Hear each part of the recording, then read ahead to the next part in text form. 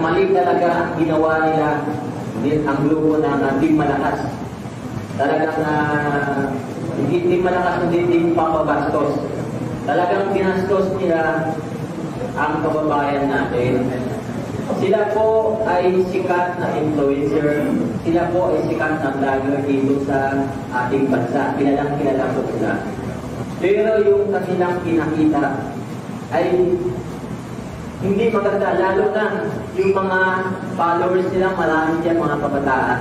Yung kanilang ugali, talagang hindi maganda.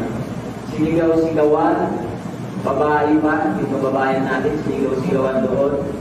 At dinuro-duro ni Labrador. Tapos ngayon, sasabihin nila ay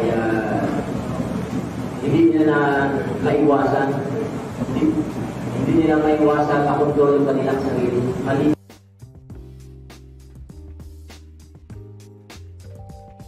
Punta kami dito para mag-enjoy, tapos ang gagawin, ibabash pa kami. Promote kami ng susukan daw.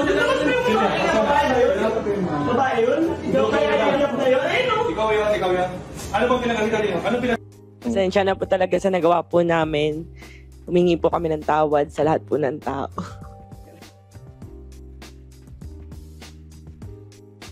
Punta kami dito para mag-enjoy, tapos ang gagawin, ibabash pa kami. Promote kami ng susukan daw. Babae yun? Ikaw kaya iyak na yun? Ikaw yan. Ano bang pinagkakita niyo? Ang pagdideklara ng persona ng Rata laban kina Rosmar at Brendon ng lokal na pamahalaan ng Palawan ay isang kinakailangan habang upang mapanatili ang dignidad at respeto ng ating komunidad. Ito ay isang malinaw na mensahe na ang mapang-abusong asal at kawalang galang sa mga lokal na otoridad at presidente ay hindi tatanggapin.